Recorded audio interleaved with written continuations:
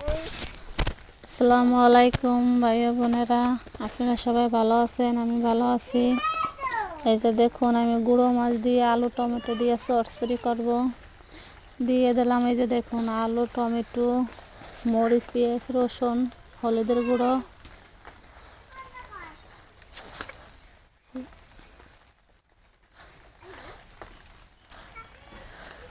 দিয়ে দিচ্ছি লবণ, দিয়ে দিচ্ছি তেল।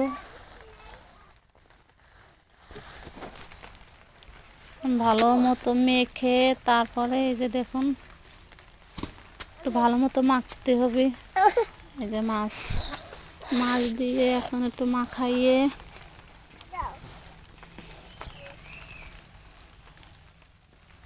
পানি দিয়ে এখন কষাইয়ে চুলাই দিয়ে দেব। এই যে দেখুন, চুলাই দিছি।